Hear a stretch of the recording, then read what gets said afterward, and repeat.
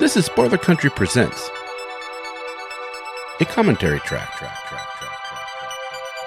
where creators give you behind-the-scene information on the comics you love. All right, welcome back to Spoiler Country. I'm Kenric, and that right over there is Mr. Horsley, and today it's a special edition. It is. It's the start of a new thing. Yeah, it's going to be a whole new sub-series, and our first installment is with the creator of Dead End Kids, Frank Gogol. And Johnny, why don't you lay this out, what we're going to hear? Yeah, sure. This is a cool idea that came to us, from Frank over to Casey, and it was like, hey, what about an audio commentary? And we're going to steal it. Thanks, Frank. What about an audio commentary for the comic book? Like they going through page by page, kind of like you would for a DVD commentary for a movie, and kind of giving background on panels or on ideas and where things came from. And personally, I love the idea because finding out more behind the creator's mind about what they do when they're creating a page or a panel is super exciting to me, and be able to follow along with the book and kind of say, okay, in this page they were thinking this kind of thing when they're writing it is really cool. So it gives you an idea of the process that somebody goes through to create this from idea to actualization. And exactly. Yeah. And going through, and when you love something, the passion that comes through is palpable. You know what I mean? And I would highly suggest, if this is something you think sounds cool and you want to get into it, go check out, you can go to frankgogol.com and see, and it's spelled exactly how it sounds, Gogol. And you can find out about Frank, more of him and the comics that he's created. And his newest one is called Dead End Kids. And that's what this one is all about. And if you like what you're hearing, maybe go get the book and then come back to this podcast and follow along with this. Yeah, I mean, this is definitely be more beneficial if you have the book in front of you, either physically or digitally, and kind of go through it page by page with Frank, the writer and creator of this, to get kind of those behind the scenes insights, which is something that you don't often get in a comic book form, where we get to know a lot like what's going in the background of the creation of it. Yeah, it's super unique, and I think it's going to be a lot of fun. So why don't we just get into this and see what Frank and Casey have to say? All right. Today, guys, we have a special edition of Spoiler Country. My name is Casey Allen, and we are going to be talking to Frank Gogol, author of The Dead End Kids. And this book has taken off like crazy, completely sold out of its first printing, going in for a second printing. Frank, how you doing, man? I'm doing all right. Thanks for having me. No problem. And again. Yeah, well, I had such a good time talking to you. I figured it would be awesome to have you back, and we could kind of talk about the book, and you could kind of extrapolate and explain some of your thought processes behind the book, and we're just gonna go over book one today, and I guess it would be book one. Issue 1, book 1, whatever. Yeah. Tome 1, if you will. We'll go over the first tome of Dead End Kids, and really just kind of show us how the sausage is made here. I love that expression. My skin crawl. It's so visceral, and yeah. Yeah, no, but you want to just dive right in? Let's dive in, man. All right, let's start with the cover, yeah? Yes, this cover is rad, and it makes me think of just a really cool snapshot that I would have done with my friends when I was a kid. Yeah, it's there's a couple things going on here. The very first thing is credit to Chris Madd, who did the cover for me and did the covers for the whole main series. Chris is a great friend, incredible artist, and I'm so glad he could be on board. And when we were first talking about the concepts, so the general concept for the cover is this black and white image against this like stark, colorful background. He really just got it immediately. So for this cover in particular, I forget how I pitched to him. I said something to the effect of, like make it look like a 80s or 90s sort of rock album shot. You know, these kids are just hanging on the street corner. They don't give a shit. And they're leaning up against this dead end sign. And there's a few other things at play here. The design of the cover is my best imitation of Victor Santos. His work, particularly on Violent Love, the book he did with Frank Barbieri at Image a couple years ago now. Yeah. But it was black and white on like these bright colored backgrounds with like sort of an accent, almost like a Darwin Cook meets Frank Miller kind of vibe. And I really wanted to sort of do my version of that because it really screamed crime book to me. And what this is a murder mystery, so it's a crime book at its heart. So I wanted to sort of do our version of that. So I worked up the logo and I worked up the title treatment, the white band, and sort of picked the fonts. And then Chris went to town on the art and absolutely nailed it. I think maybe there was one round of revisions. He gave me sort of a thumbnail and then came back to me with it, and I said, can you move this like half a centimeter? And then it was as good as done. And then he just knocked it out on the colors. I mean, we had a version where the colors were just flat white and flat gray, and they didn't work. So he did a lot of work with the rendering on the coloring, and this is my second favorite cover in the series. But when I first saw this, I almost shit my pants. To be vulgar, but I really I adore this cover. It captured everything I was hoping it would, and again, credit to Chris because he's that talented. And that industrious. He just gets it. There's nothing more that brings you back to that feeling of Christmas morning when you were a kid than when you get art in that not only meets what you were thinking, but just far exceeds your expectations, and you see it and you're like, this is amazing. And with me especially, I'm like, I'm not even that good of a writer. This guy needs to be doing something else. So when you get that cover in and you see it and it just blows your mind, I'm sure that just put you on a high for a little while. And another thing, you were talking about the artist, and I noticed that he graffitied his name on the dead end sign, which cracks me up. I love that. Well, I think that was actually my idea.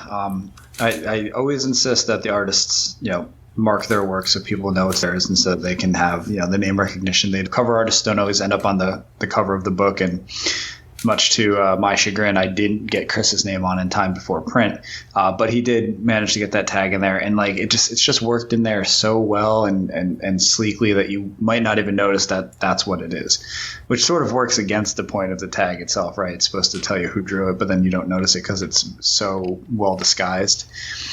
Oh yeah, but it's really like an Easter egg for the reader. And this book is full of them. So Chris was definitely just firing on all cylinders, keeping up with the rest of the team. I cannot say enough nice things about Chris in this cover. I really can't. One thing I'm excited about with this talk especially is getting into those Easter eggs as we go along, because I kept finding things and I was like, that's an interesting choice. That there had to have been a little bit more thought behind that than just some random application of this might look cool. But we'll find out as we go through, won't we? Man. Yeah, I can't wait to hear all this. All right, so let's open up the inside cover and take a look at the credits page, which there's not a lot to say here, but it's definitely worth noting. When I write a book and I write the script and hand it off to the artist, I get a little antsy. Because my role is essentially done, right? It's in other people's hands, and I'm just sort of managing the process. But I get kind of idle hands, so I do a lot of design work on my books. On my first book, Grief, I designed the cover, not the art, but the trade dress and the chapter pages, and worked really closely with the artists who did those. And in this book, it was the same case. I took Chris's background and tweaked it a little bit, and then laid this grab of one of the panels from inside the book on the first page, and did the credits over it in sort of what I assumed and felt like was a sort of 90s handwritten kids kind of font. And like I'm pretty pleased with how this page turned out. It feels not iconic, but just sort of whole to me. It's totally very makes much sense. And it fits in line with my design sense. Like if you see any of the books that I design covers for that aren't mine or that are coming down the line that no one's seen yet, I have like a real Jonathan Hickman vibe to my stuff with like white space and white outlines on things and things bleeding over. And this really, I was very pleased when I found like a way to have this sort of 90s mashup children's look fit into that aesthetic that I usually have a little more of a clean design for. Now it's weird. This is one of my favorite pages in the book, probably because my fingerprints are so all over it. But yeah, no, this came out really nice too, to toot my own horn. No, it looks great. And you were talking about having, a particular design aesthetic and just from what I've seen of your work going back, that's something you've never been scared to put out there, and it's always been you've always impressed me with that. Thanks. I think a lot about branding and sort of like there are a couple different ways readers can latch on to you, and one of them is sort of if you have like a particular style you work with. Like I try to keep all of my books and my art sort of similar enough that you could say, oh, that's Frank's work. And that just helps with recognition. Like, my banners have it. And if you see one banner and then you see another banner, you can sort of intuit that they belong to the same person. And I think that that's important. And I'm not sure it's something that enough thought is given to by creators. Like most of their effort is on making the best book they can, and I think that's obviously the goal and the purpose. But if they have a little more time and they put more thought into this, I think that some people with really awesome work could get a little more recognition for their work. But that's an entirely different conversation. Oh yeah, I mean, you could write a class on it, I'm sure, and especially after doing all the stuff that you kind of put yourself through school in this. And over the past few years, and now all that's kind of coming to fruition. So I'm sure you have a lot to share. Yeah, no, definitely. And those are several other conversations. So let's move on into so I guess it would be page 2. Page 3. Page 3. Yes. Yeah, we're both looking at the PDF. Page 3, story page 1. So this is where like the story proper kicks off. And this was one that I just sort of saw in my head. This and the next page, this sequence right here, I just sort of knew it from the start. So just a little sort of annotation background on this. There are sort of 3 things I really wanted to get going in this early couple of pages. One is I really wanted to establish, this sort of generic suburban neighborhood, maybe lower income. It's not exactly, expressly shown in the art, but it gives you a sense that you're not like in the Hamptons or anything. Oh yeah. And I had this sort of cinematic thing going on in my mind where you start at the end of the street where you got the dead end sign and you slowly move down the street until you get to the lake or the pond. And then you like sort of an extreme close up of this Polaroid picture, which would be sort of like a throwback kind of also new. Like I remember in the late 90s, like Polaroids had like a real quick resurgence and kids suddenly had them all the time. That's where this came from. And then you'd turn the page and then you've got this sort of striking splash page of Ben floating in the water. So that's sort of the stuff visually going on. And Nenad Savitikainen, who did the art for the book, he really he understood it. He got it. Comics is a static medium, right? It's image. There's no motion to it. But like when you see this on the page, you really get the sense that you're going down the street and like almost from a bird's eye view going in closer and closer and closer until you hit the ground. So Nenad, he nailed it. He got it. And I'm going to say this about every page, honestly. This is one of my favorite pages in the book. The other thing on my side of things is I really wanted to sort of really established like one of the theses for the book, and that it's almost an anti-coming of age story. We're going to sort of try and turn the coming of age model on its head a little bit. So that's, you get the opening narration, the story, a bunch of kids from broken homes meet, and then it sort of by the third panel, it turns it all on its head and tells you, it literally says flat out, this is not that story. And then that's another one of the reasons I think that this is like a really strong page. It captures in 2 pages, we capture a sense of like what this is going to be about, which is really hard to do in a small space. A lot of creator-owned stuff, they usually take the whole first issue to do setup and get you acquainted with the characters. And like when you get to the last page, the splash page is like really the cliffhanger of like the plot starting to kick into action. It's like this isn't a good example, it's a made-up example, but in Walking Dead #1, if like the first zombie showed up on the last page, Yeah. But this does a really good job of getting you in there, dropping the information you need to know, which, kind of, and you give that artist so much room to show instead of you having to drop everything on the reader's head. You give them so much room to show off their art and let you kind of take a tour through this town. It's literally like you're walking through this neighborhood on page 1. And that was sort of the goal. Yeah. It came together so well on that.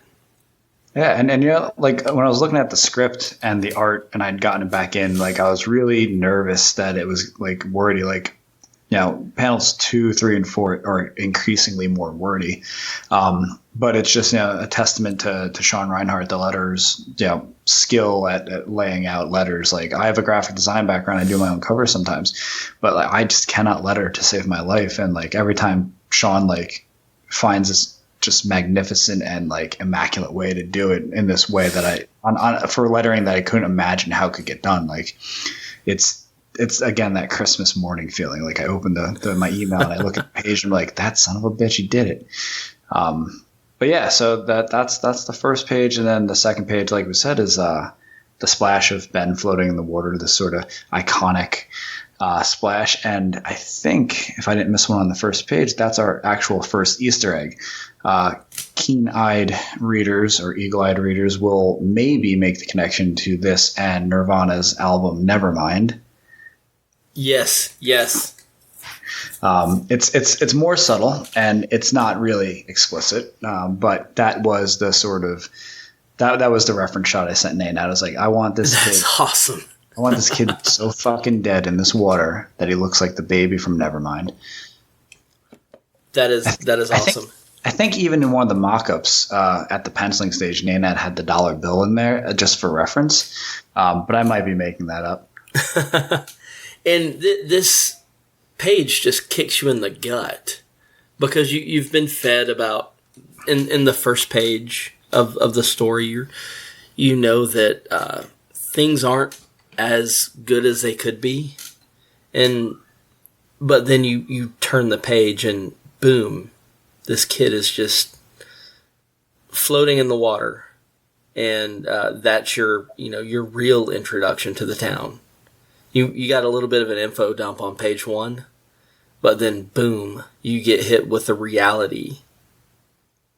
Yeah, no, 100%. And you know what? Like when I was writing this, I sort of thought to myself a lot, like, was this the best way to open the book? Because honestly, for me at first, I was like, this kid's going to be dead on this next page, but I haven't, like the reader hasn't seen Ben before this, and they don't know really anything about him other than like one line of narration on the page before. Are they going to give a shit?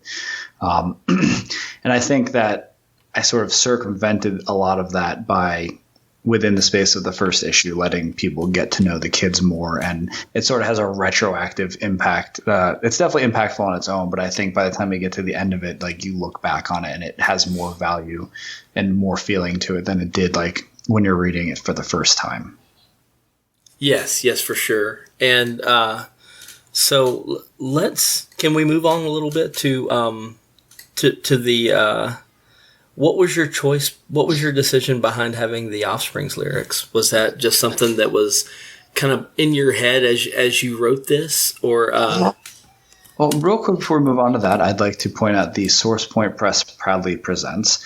If you're looking at this as a 2-page spread, the Ben page would be on the left and the title page would be on the right.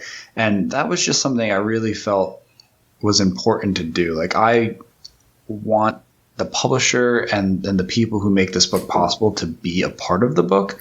Tom King does this a lot in his Batman run. It always says on the title page, DC Comics proudly presents Batman, and then the subtitle, and that was just something that like felt like a right move to me, and having that white bar that text is in lead into the white page just is a really good way to lead the eye, and it has a little bit of a dramatic buildup. So then we're on to the title page, which is page 4, 5 of the PDF, and it would be the 1, 2. Like 5th interior page, or 6th interior page, something like that. Some number of pages. But yeah, then we got the title again, the subtitle for the issue, which is Wonder Years. I went out of my way as hard as I could to name all of the issues after other coming of age stories. So this one is named after the TV show of the same name, The Wonder Years. But also it's a play on, these are the best years of your life, and how ironic that is in the scope of and the grand scheme of these kids' lives. It made sense. The second issue is called Holes, after the young adult book Holes. And the third issue, I won't reveal the name of right now, is not. I bucked the trend there. I set up expectations, and then I pulled the carpet out from under people. So you asked about the Offspring lyrics. I fought really hard not to include these. I didn't want to be that guy who, had lyrics on one of the pages in the book. But this song, like, in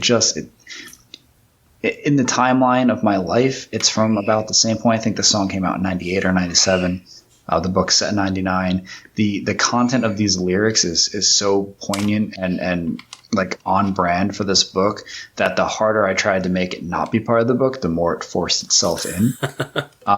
And so we talked about the street earlier. The street that the story is set on is called H Street. And I grew up on a street called Herbert Street. So that's sort of like a personal Easter egg. Awesome. Yeah, there's no lake or pond at the end of my street, but there is one in my town. So there's lots of like meat in here as well. But this song was always something like when I heard it growing up, and even a little bit after like I was a teenager, like it always made me think back to H Street, because where I grew up was like sort of low income, and there were a lot of drugs going around, and like a lot of kids with criminal records before the age of like 16. So like, just like I could really identify with this song on like sort of a cellular level, and at some point it won the argument with me, and it made its way into the book. And looking back now, I'm like, this is fucking gold. Thank God I put it, because if the first 2 pages don't set the tone, this absolutely does. And I think the 3 together really just you really get a sense of what this book's going to be about. Yeah, it certainly reinforces like what the reader is in for. And 2 things about the lyrics. One, if it's good enough for Stephen King to do, which he does often in his books, he will open it up with normally a classic rock lyric. Well, he'll do 2 quotes. He'll do something like really poignant and like from like classical philosophy or classical literature. Yes. And then he'll like juxtapose it with like something from like Bruce Springsteen. Like totally upends. And that is actually 100% part of what was at the back of my mind when it did this. That's why I was resisting it, because I felt like a douchebag saying, this isn't a Stephen King kind of story, and then aping his thing. But you know what? I'm a sellout. So as long as you don't have that the quote from Kierkegaard in the on the other page, you're good, man. We better stop this. No. And you know what the other thing is? I talked earlier about the Jonathan Hickman influence, and his new X-Men stuff is coming up now, and I've been a big fan of his since probably Red Mask from Mars. So like from the beginning of his career essentially, and he's got these data pages, and they're in all of his books, and there's something I study pretty closely because I think that they have a way of adding value and context and story gravitas, and I didn't realize it at the time, but this is sort of a data page in its own weird way. No, there's no data, but it really is. It's extra to the story, but it enhances the experience, especially if like it resonates with you. So I think that if I could be so bold as to say that I'm, avant-garde here, this stuff like this, I hope, will keep working its way into comics and become more regular, and we can sort of, because the story structure is fairly well known. People read a lot now and they know the beats, and when a book is 20 pages, the last 3 pages are going to be sort of like the cliffhanger or the denouement, and if it's the last issue of a series. So like, I like these little things that break up the pace and make you read slower and make you read differently and make it a little more unexpected, and this is like a smaller example of that. I'm sort of off on a tangent, but I like Jonathan Hickman, apparently. Hey man, you're in a big group of people, because apparently he is killing it right now. I need to check out that the new X-Men. It will have inspired me to want to buy an X-Men book, which I haven't done since I was about 19. So when Astonishing came out? No, before that I gave up. Oh God, I quit reading after the when they killed Professor Xavier and it was the Age of Apocalypse, and I liked that storyline, but I gave up after that. I was really big into Generation X. Okay. And then the writer changed and the art team changed, and I wasn't into it anymore. So and I gave up on comics entirely after that for a good while. But a lot of the comics would make you want to quit comics too. So Hickman stuff is good though. Check it out. I'll have to. One thing that I gave up on comics to play more music, and one song that we covered in my shitty high school band was "The Kids Aren't All Right" by The Offspring. So I know this song from stem to stern, chord changes and everything. I was actually thinking earlier today if I could still remember the power chords to it. God, we're so in the weeds right now, but I know. I have to talk about this. I Googled the singer for the first time ever. Didn't even know his Dexter name. Holland. Dexter Holland. I knew his name was Dexter. I didn't know it was Dexter Holland. And this guy is a friggin' he's a genius. Like, he was like a math savant when he was in high school, and was valedictorian, and like I think he's got a PhD in math or rocket science. No, molecular biology. That's. So what a fucking weird, amazing person. Oh yeah. Yeah. I should strive to be like him. He went back, like the music thing was taken off, and he kind of put off on writing his thesis for the longest, and then he said, you know what? Offspring has done well. I have more than enough right now. I'm going to take a break. And he went and finished his PhD. So, there you have it, kids. Yeah. It's never too late to get an education. Yeah. So, okay, this page right here, I think, is probably my favorite page, or the next few pages. Okay, yeah. So the next 4 pages are essentially a sequence. And I tried to do a couple things here.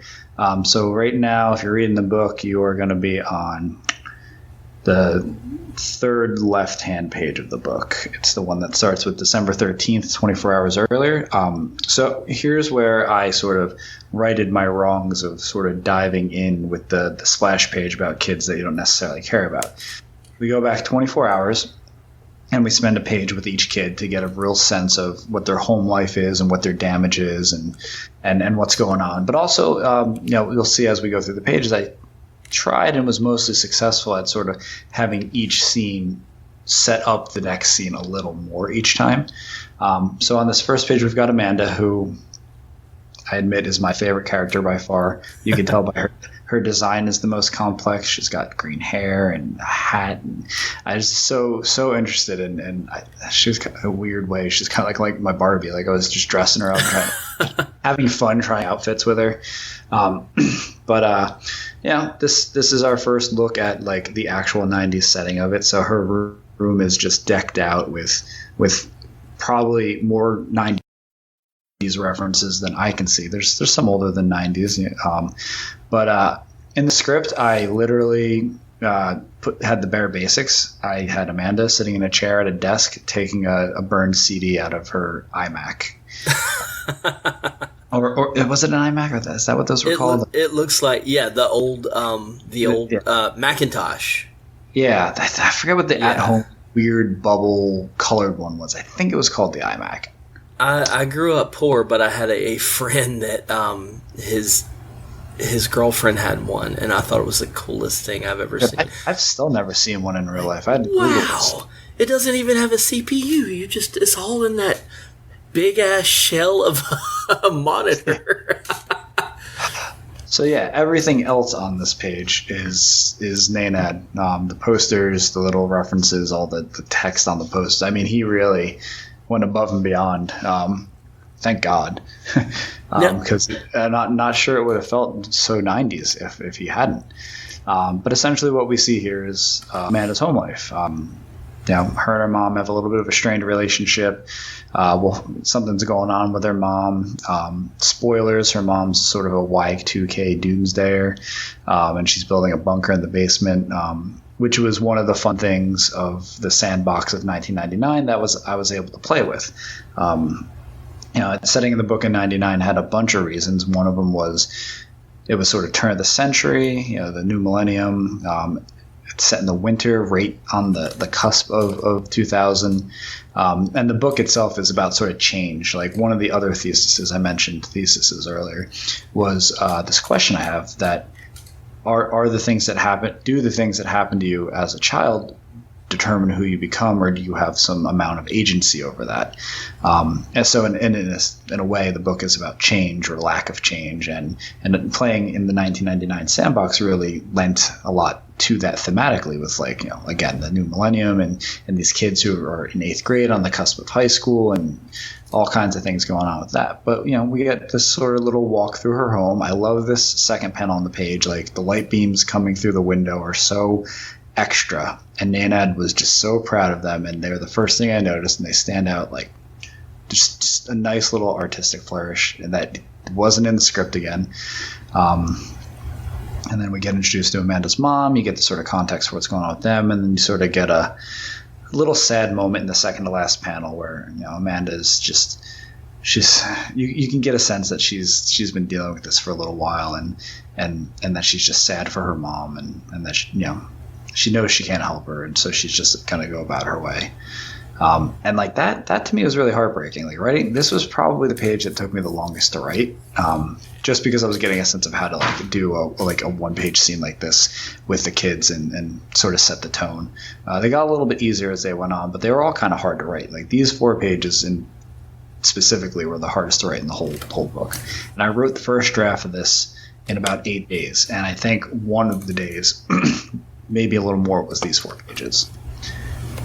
And what, if you don't mind, what I see her going through on this page kind of parallels what I think a lot of people are going through now with the current climate. Politics? Yes. Sure. Yeah, older people and young people. Yeah, and I mean, that wasn't anything I meant to get into, but it's 100% representative of things like that. There's a cultural and societal and generational divide between these two people, and it's just causing such a fracture point for them. And seeing people go off the deep end.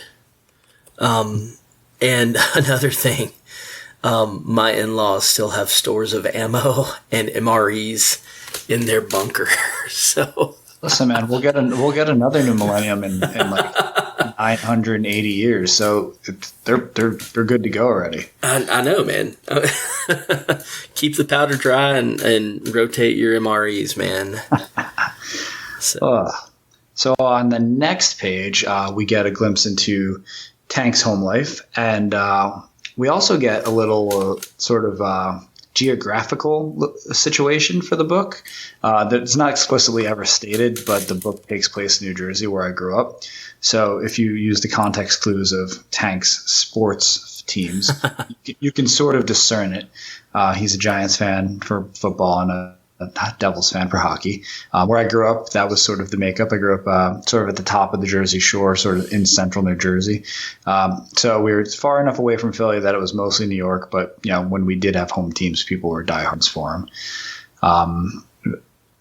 We spent a lot of time working on these logos too. Like I did a lot of research to make sure that they were mid to late 90s accurate. Like that's a very old Giants logo. That's awesome. Yeah, I didn't even think about that. That is Yeah, because they redesign every few years. Right?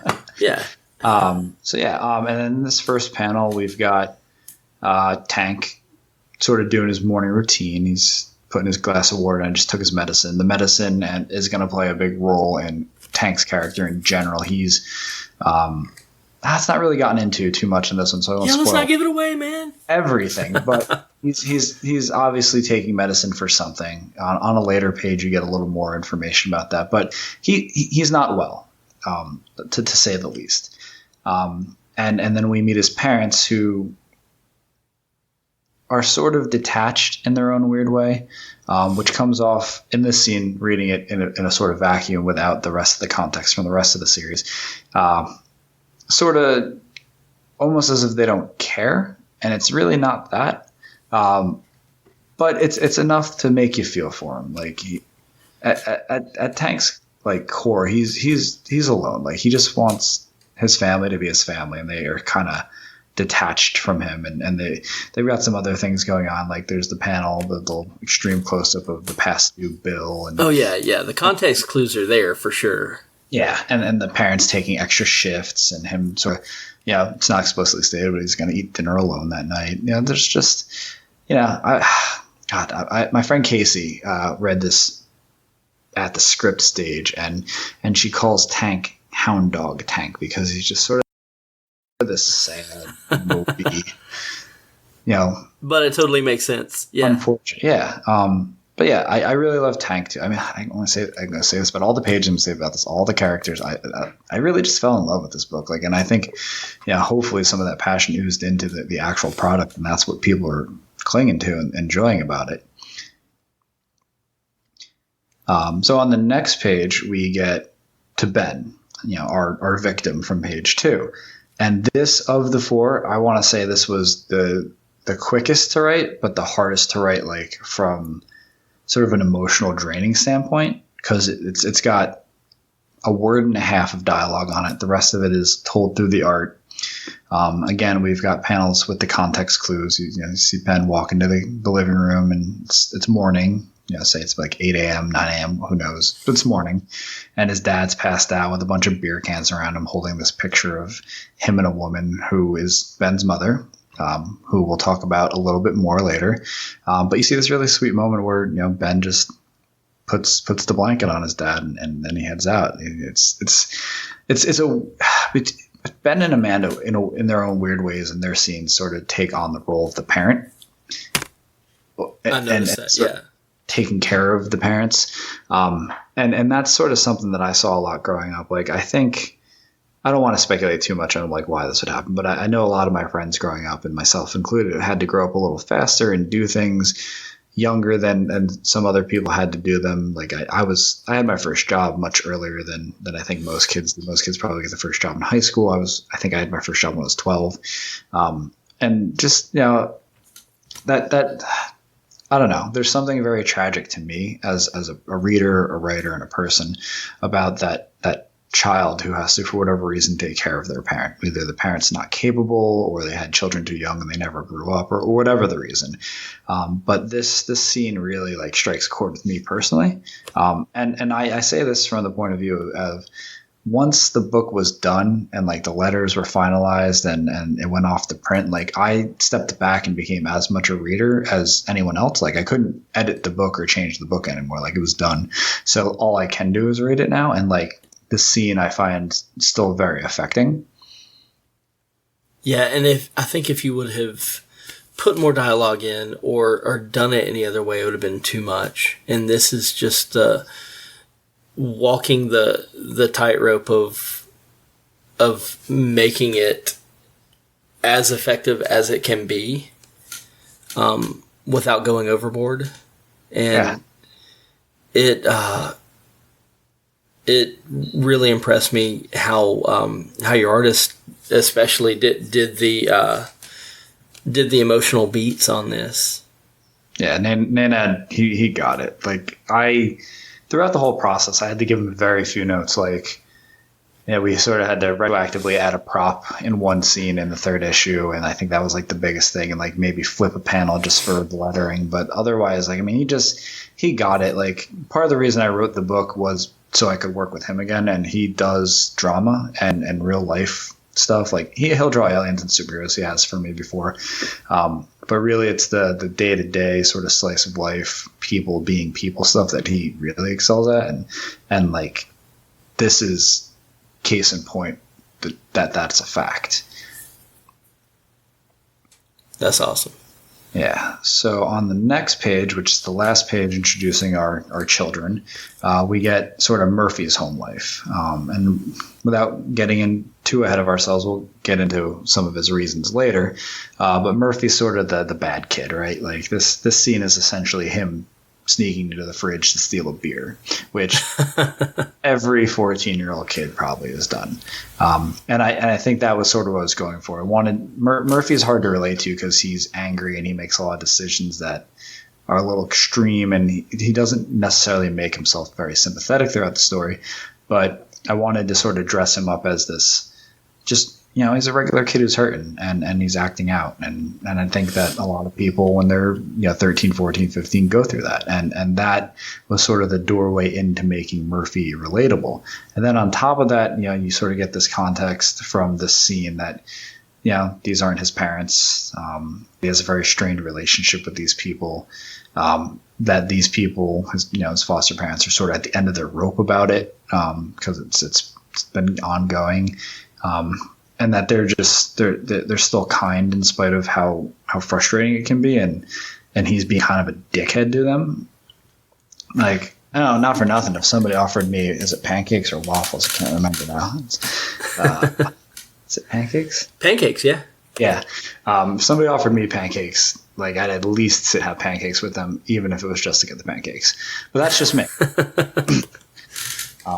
But yeah, and this one was probably the most fun, right? They all kind of were hard, but this was fun because I got to sort of, I was kind of an angry teen too, not nearly as extreme as Murphy, but I definitely talked back and argued and was an ass. But getting to 1, 2, 3, 4, the fifth panel where Murphy's just whatever, that was the dirtiest word in my house. If one of my foster parents or my birth parents, either one of them, said something to me and I said whatever and walked away from them, I was probably you'd have to pay something. And maybe this is just me, maybe just the way I read it, but that was the ultimate defying of the parental figures right there. Well, I like how you don't really give him any leeway on this, in that he's clearly being a dickhead. Yeah, he's doing it on purpose. Yeah, and it's, even though he is one of the lead characters in the story, you're not trying to make him be the good guy in this. This is he's clearly acting out, and his poor parents are doing their best. And another thing I wanted to ask you, because this is so ingrained in the kids at that age, it seems like especially feel more than... Yeah. They're little receivers for emotion. I think about this a lot, and this is my take. It's not that they feel more, it's that they have less tools and coping mechanisms to deal with the feelings.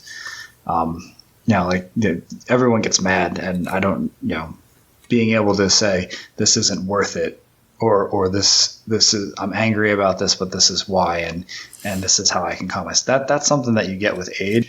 I think for me, I probably didn't get those skills until late in high school or even college. And to this day, I'm going to be 32 in a couple months.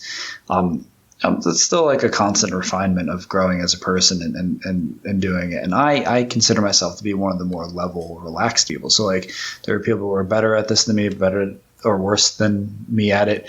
But it's the 14-year-old is, they're just little sponges for emotion, and then they send it back out into the world tenfold. Oh yeah. And it's usually violently. Was that hard to get into that mindset? Because yeah, I think so. Like I said earlier, there's a lot of me in some of these characters, and Murphy definitely is a pretty strong reflection of a lot of the stuff I think of myself as a child.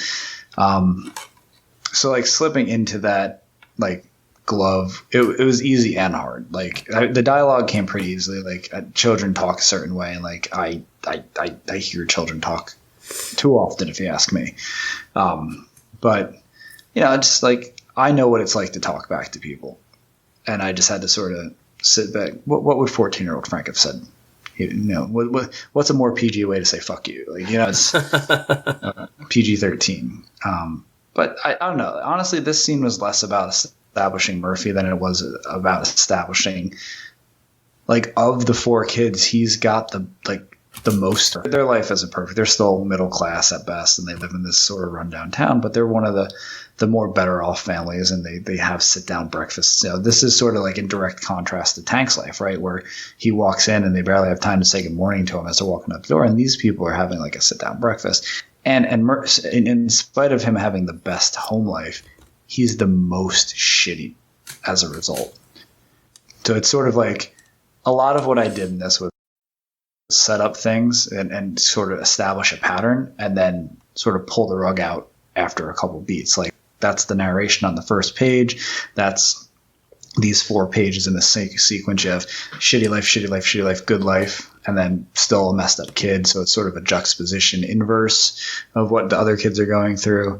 And there's a few more instances of that in the rest of the book. And that's just part of my writing style. Like I think that keeps things fresh and unexpected. And I could be totally wrong, but for me, like those are the sort of writing strategies that keep things from falling into cliches or becoming predictable.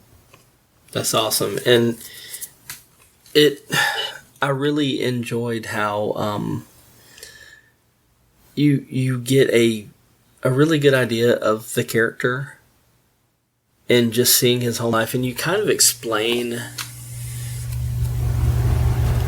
where he's at, although not how he got there. And I'm hoping that as the series progresses, you kind of see what led to him being in the foster home or whatever. I don't want to get too far ahead with it. Yeah, you'll get it. And actually, there's I'll tell you that later. Yeah. So those are our 4 kids. Those are their home lives, and we've sort of seen them in a vacuum on their own and have like a sense and context for who they are and what they're going through. So what that was like step 1 for me. It's because, like, again, I start the book by telling you about these kids, and I can't honestly expect anyone to give a shit about them. So I had to work really hard to make sure that I gave people a reason to care, because the concept's pretty cool. Right? It's like Hardy Boys meets the Stand By Me kind of jam.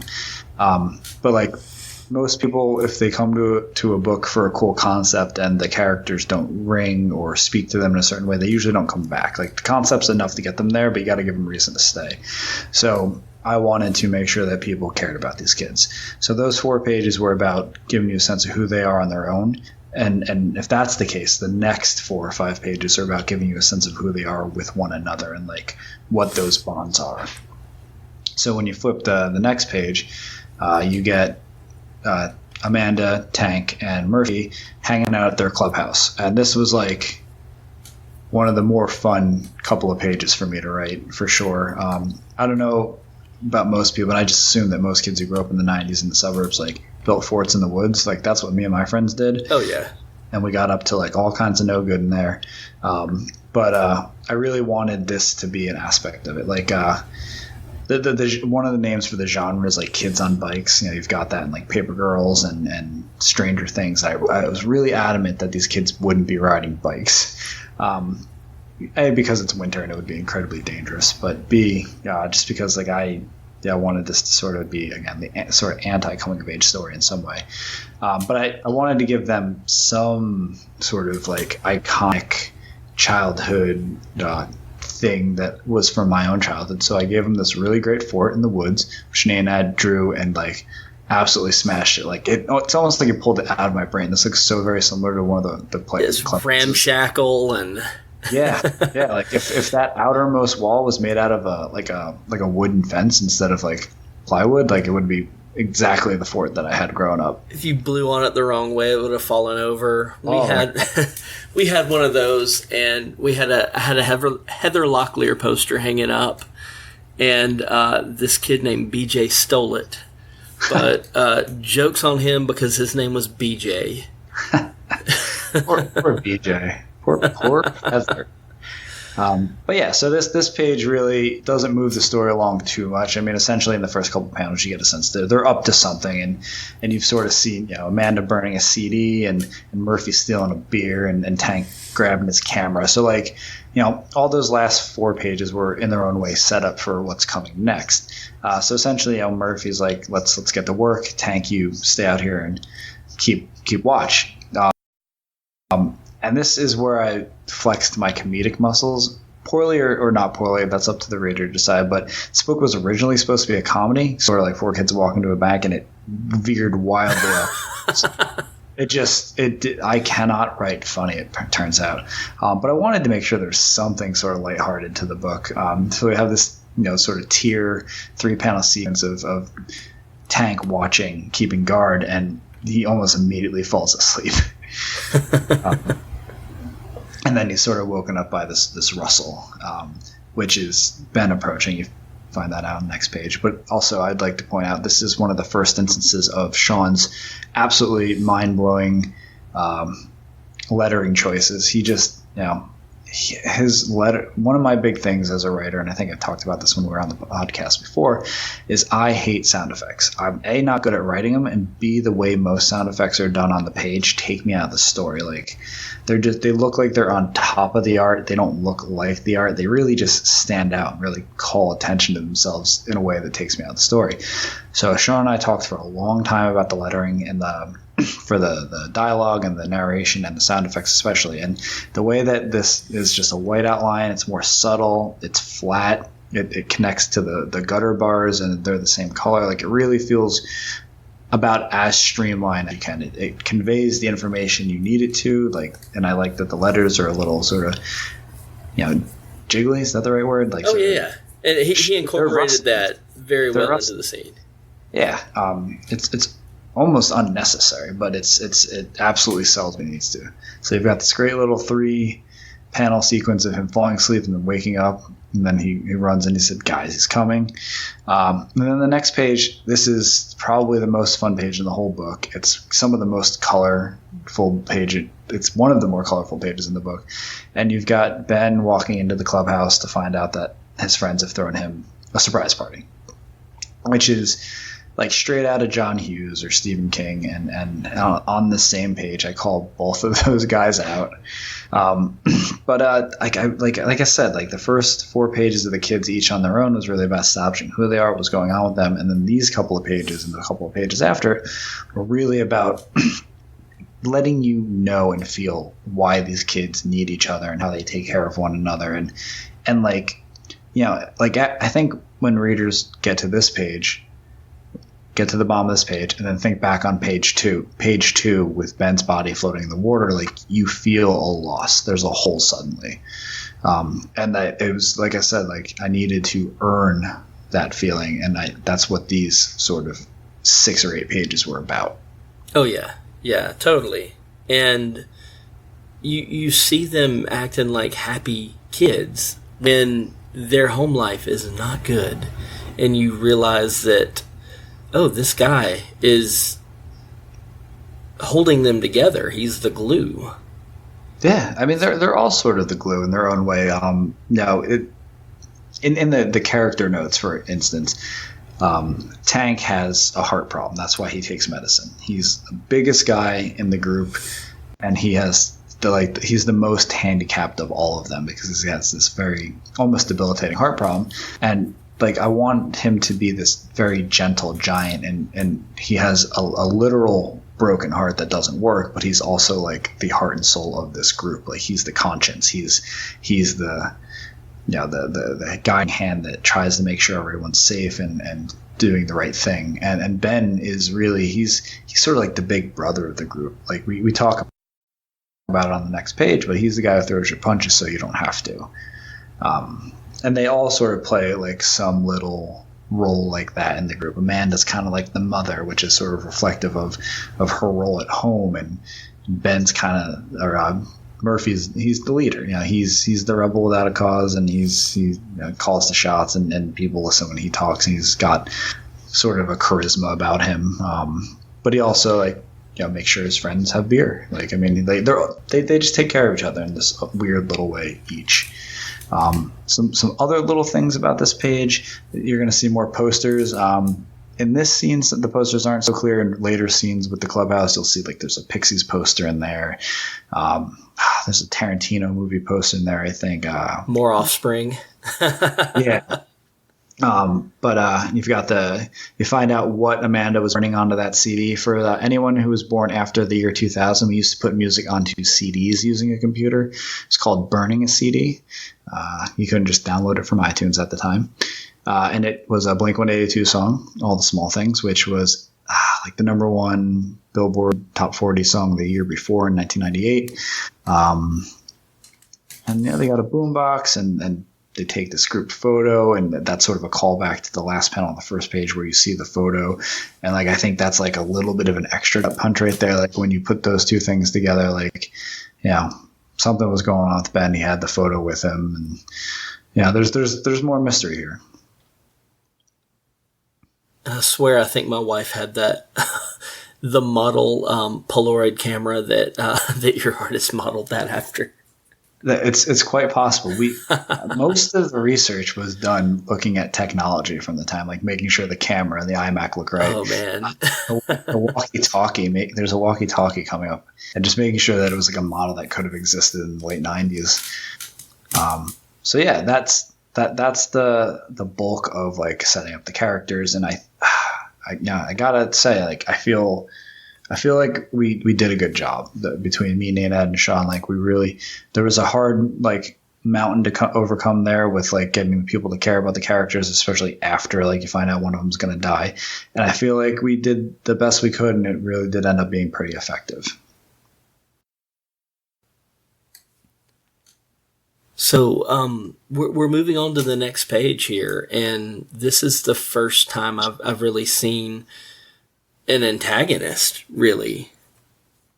Yeah. So this scene is 2 pages, and what it does is set up 2 antagonists, really, sort of like an alpha and not a beta, because he's not, but a secondary antagonistic force, and they're antagonistic in different ways, and savvy readers will say, well, this is a murder mystery. There's probably red herrings, and well, let me tell you, reader, this book is not about the murder mystery. It is a murder mystery, but that's not the point. It doesn't really matter who killed Ben. It's about the journey of finding out and what happens along the way. But anyway, we have our first antagonist, Bulmer, who is the neighborhood weed dealer. He is, if you couldn't guess, modeled after Fred Durst. That's what I thought. Yeah.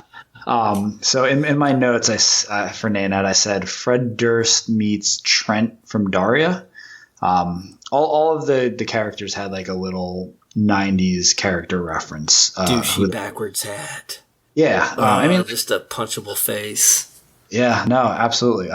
But for instance, Tank, most people probably won't. I don't think anyone will see it, but once you say it, he's modeled slightly after Bobby Hill.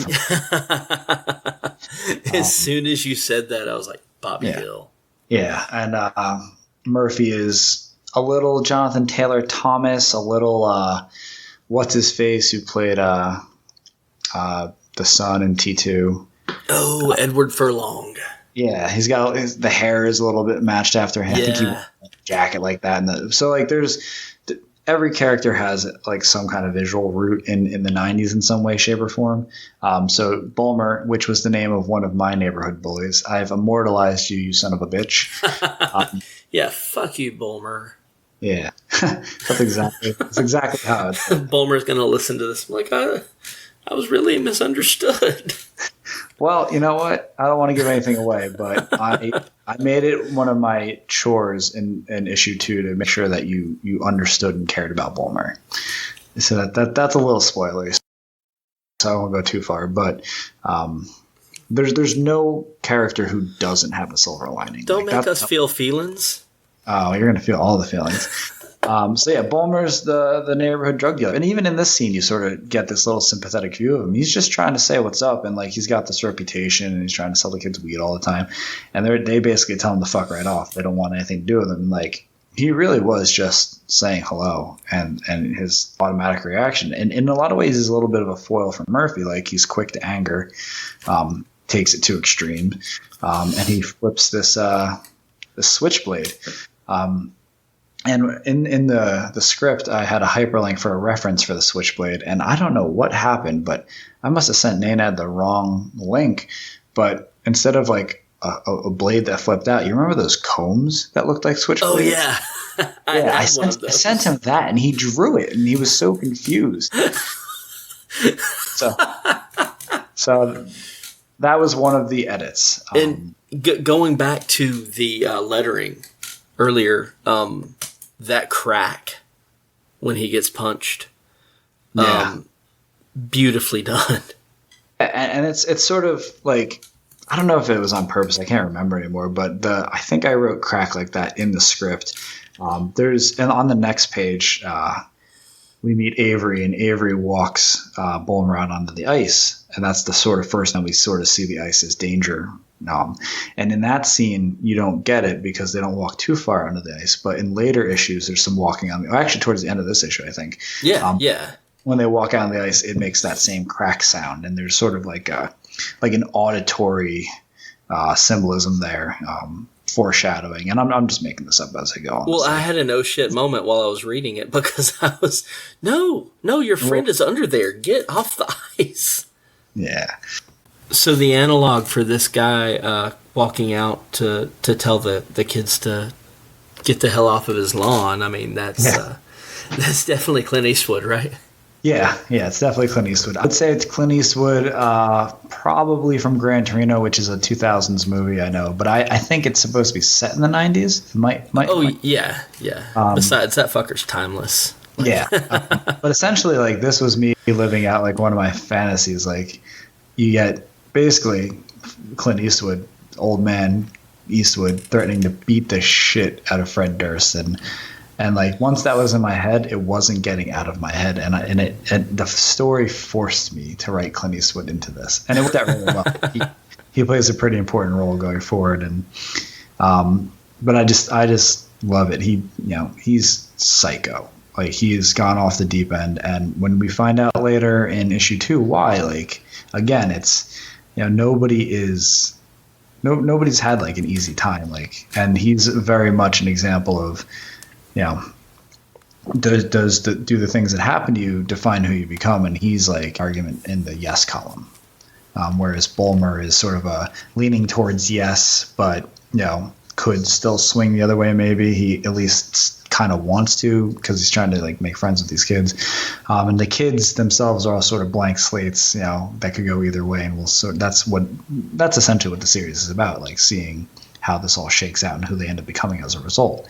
But yeah, I wanted that white panel in the middle, just Clint Eastwood staying in the middle of this frozen pond, holding Fred Durst, telling him he's going to kill him.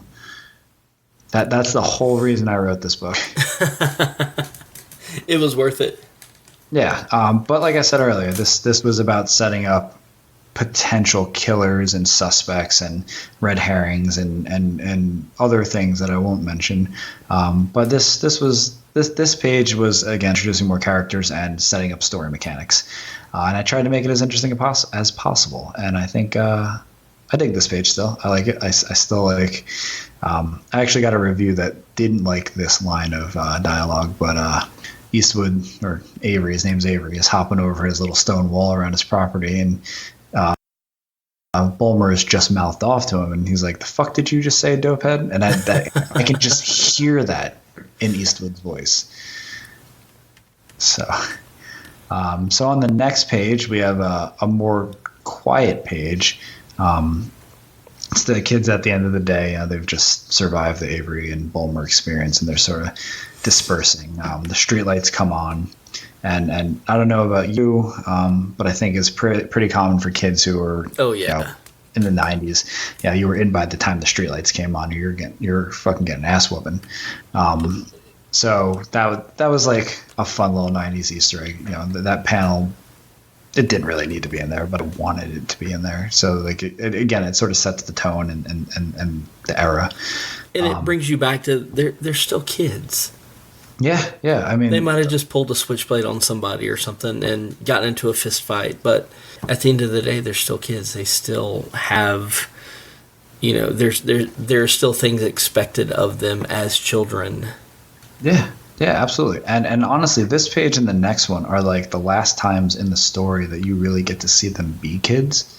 So like part of what I wanted to get here is like a more quiet moment. There's some dialogue on this page, maybe even more of the more wordy pages, but it's pretty low key. It's just kids being kids. You've got this really nice moment between Murphy and Ben where Murphy's got this sort of private, quiet birthday present he wants to give Ben, and they sort of jab at one another, and it's very sweet, and if anything, this is sort of like the coda or the epilogue on the whole setting up the kids and their relationships. Like imagine it like an upside down triangle where it's very wide and they're all siloed and away from one another, and then they have this little birthday party and things sort of get closer and closer together. And then on this page you sort of get the peak of the upside down triangle where you see the main character and the kid who dies and like this tender moment, and you know, you get and understand and appreciate their relationship as a result. And that is really the key to unlocking this book for me is making you care about Ben and Murphy. Murphy's not a scumbag. He's not an asshole. He's got anger issues, but he's just a kid. He's really just this 14-year-old kid who's going through some shit. And this scene and the next page are a really good example of who he is and who he could become versus that kid we saw on page 6. That's awesome. And I just like them cutting up and just kind of trying to reassure one another. Yeah. Because they're sweet kids. Yeah, well, I think honestly, like all kids are pretty sweet and genuine. Like we talked earlier about not having like the tools to sort of cope with emotions. And like on one end of the spectrum, they're very extreme that way. On the other end of the spectrum, they're these very pure representations of like humanity, for lack of a better word. Like sometimes, like kids say like nicest, sweetest, most sort of like unexpected things because you know they don't have the filters in the other direction. Like they say all the fucked up things too, and don't realize that they're fucked up. But they also say like the things that like hit you hard, and they don't even understand what they've done. And that's a little bit of what I want to capture here. And on the next page, which I take it back, this was the hardest page to write, the next page. So the next page where it's a little bit later that evening, all the kids have gotten home, and Murphy's sitting in his bedroom, and the walkie-talkie goes off. Ben's on the other end with his birthday gift, and they have this exchange right here where you know, we still don't know a lot about Murphy. We know his parents are dead, but have a sense that he knew them a little bit. Here's where we find out that, you know, if you read close enough to it, that Ben's mother has passed away. And if you read really close and think about it, there's enough there to let you know that she died giving childbirth. So he's never known her, and he's very concerned about whether, you know, his mother never lived to know him, and he never knew her, and he's, you know, in this very naive and sweet way, he worries that she might not have loved him because she's never said those words to him because she's dead. And this is like really, if the last scene and page were really driving home this relationship, this is the thing that cements it. Like Murphy is there to take care of Ben too. Ben throws the punches, but Murphy is, you know, as much as I said tank is the heart, he's got a lot of heart to him too. And it's just I don't know. I wanted this to be like the very tippy top of that upside down triangle, like the most fine point. Like if you just read this page in a vacuum with no other context, like you would get everything you need out of it and still probably come to the same conclusion, feeling that these are two very close friends and who are taking care of each other, shit going on. So let's move on to the next page. Okay, so the next page is the next morning. And this is where the narrative starts to catch up with the first page. So it's the next morning when we flashed back to Amanda's bedroom on page 3. It was 24 hours earlier. Now it is 24 hours in the future, and it's sort of the present where we see Ben floating in the water. The kids come out, like all kids do on like a Saturday morning, and they meet up, and they're looking for Ben, and Ben's not there. And then they look down the street and they see all these ambulances and police officers and ice breaking gear, and sort of they don't know what's happened. They know something bad has happened. Yeah, it says all it needs to say just with those 3 panels. It really does. You can tell, like, you get that gut punch. Yeah, well, because there's a little dramatic irony going on here. Like, the kids know something bad has happened, but we as like the reader know what has happened. They like, we have an aha moment on panel 3 where we say, "Oh shit, Ben's dead," and they're gonna find out. And after we spend all that time like establishing them and making you care about them and their relationships, like this is really where like the carpet comes out from under you. Like, you feel almost simultaneously like the dread and sadness that they're about to feel with them.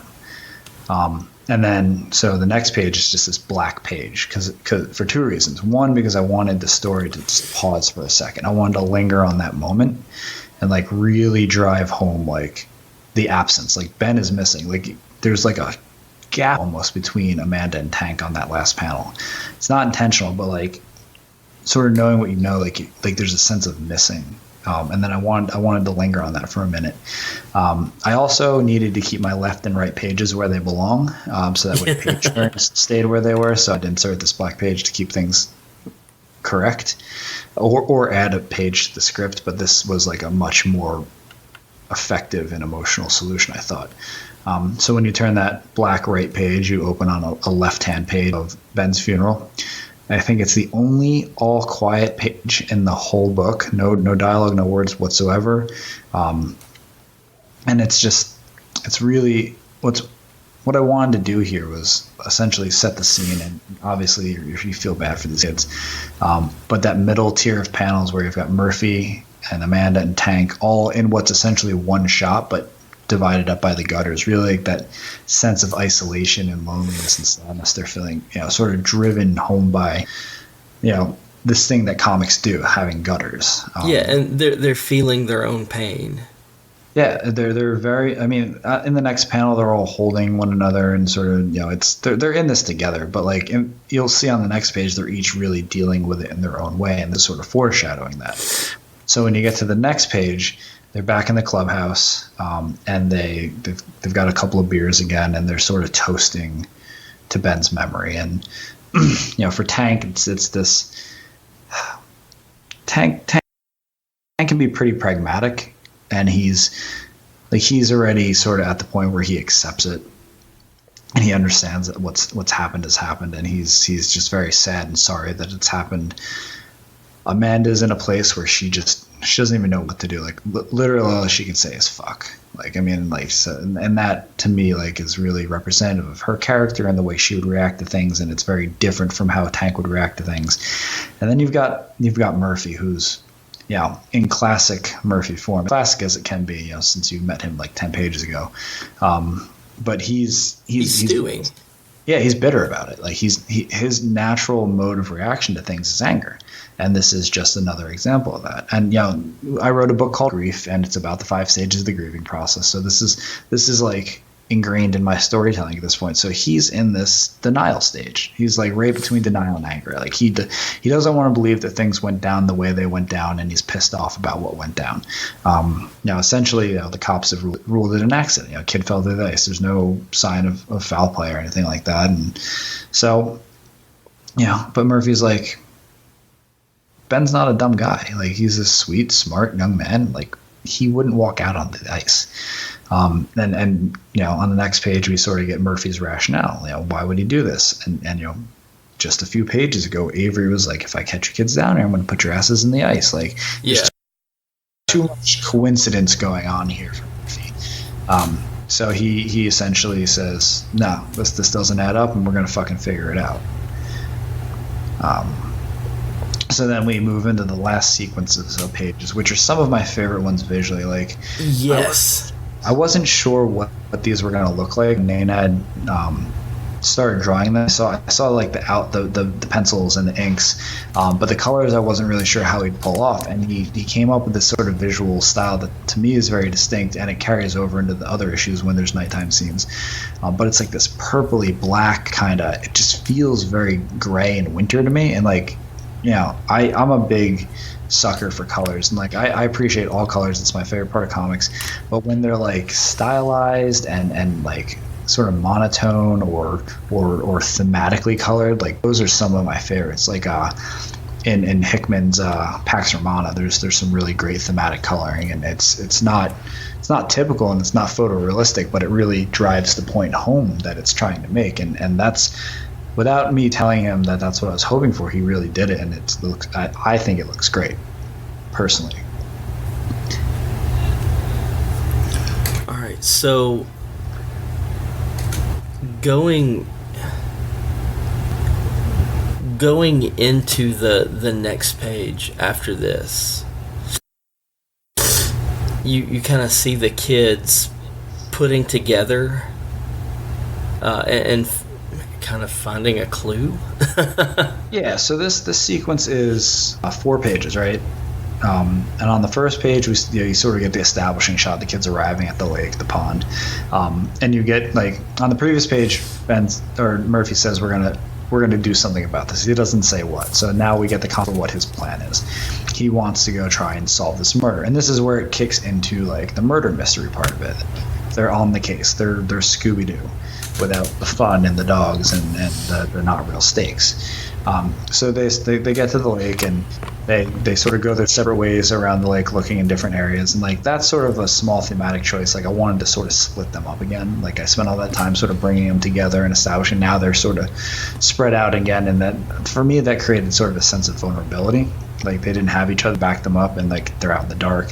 And then that first page in the sequence ends with Avery looking out his window watching what they're doing.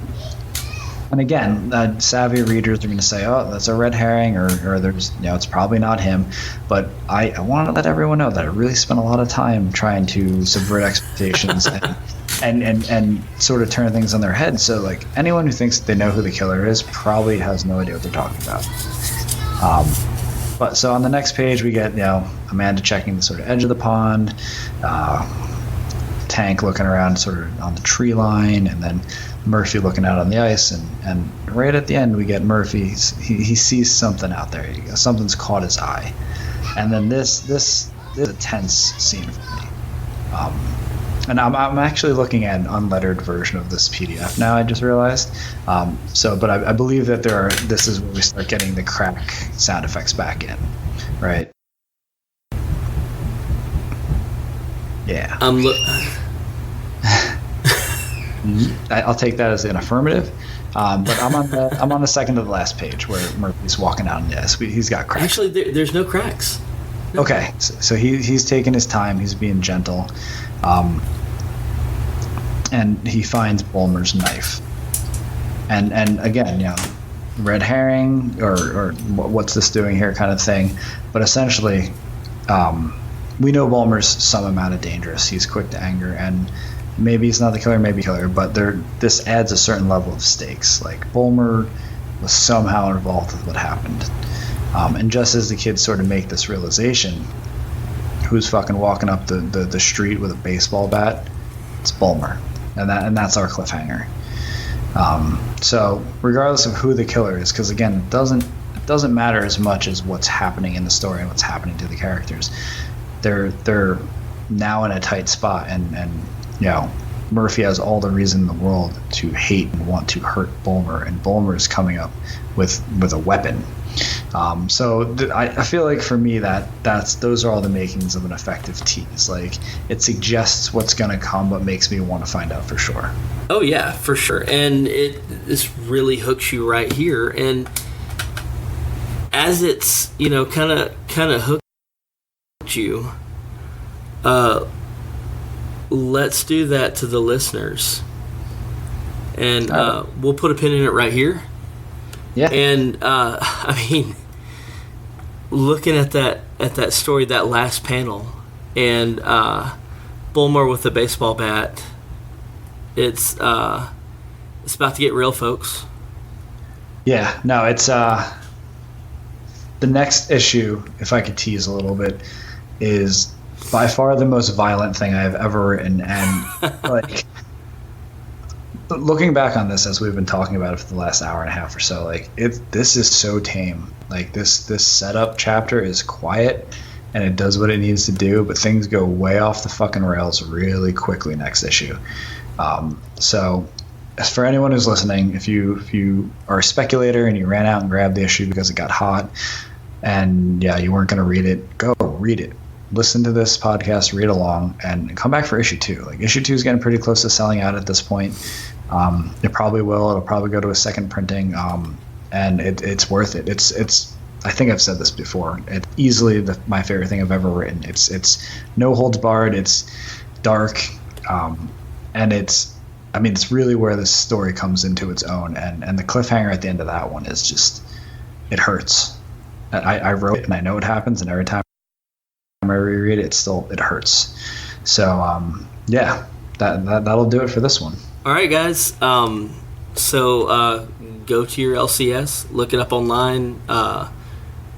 Get this book, Dead End Kids, Frank Gogol. Frank, thanks again for coming on, man.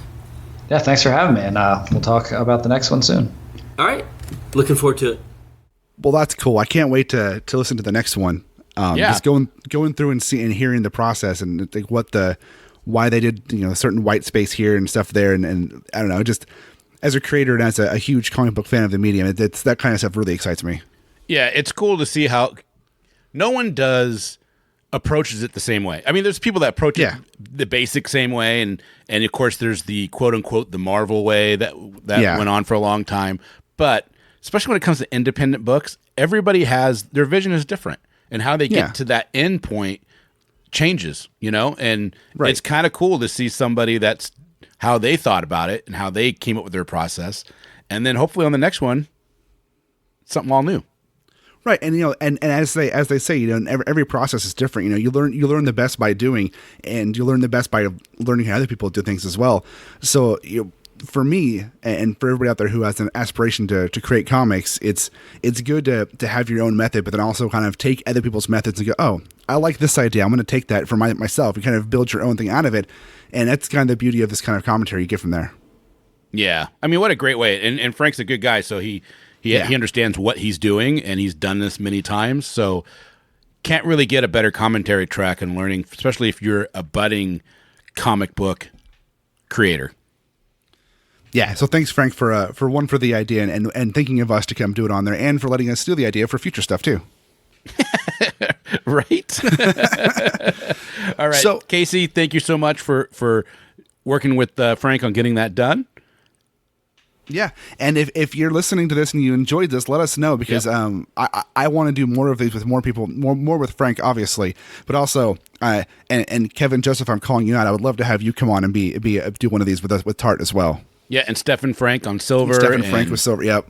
Yep, and there's a lot of other guys out there that we'd love to talk to and go over everything. Big Tim Styles with Gorilla My Dreams. Oh, that'd be great. Just to name a few, So there you guys go. Well, we really hope you enjoyed that. Of course, we're Spoiler Country. We're heard everywhere podcasts are heard. We're on all the social medias that are basically out there, except for a couple here and there. But if there's one that you really think we should be on, please let us know. And John, you got some other things to talk about? Yeah, man, we got a voicemail you can call. Leave us a message at 707-656-2080. Yeah, man. You can call 707-656-2080. Leave us a voicemail. Tell us what your favorite indie book is. Tell us who you want to hear come on and do an audio commentary with us. And we'll do what we can to make that happen. You can check out our website, scpod.net. Get all of our episodes up there, all of our episode updates there. Get reviews by David, get some articles by Jay, and get more stuff that's coming down the pike as well. And you also can you can also email us at spoilercountry@gmail.com if you want to send us either a book to review, or you want to send us some thoughts, tell us how much you love us, tell us how much you don't love us, or whatever. You can always email us there, and we'll see it. We may not respond right away, but we'll definitely see it and get back to you as soon as we can. There you guys go. Now, don't forget to open your mind. Read more. See ya.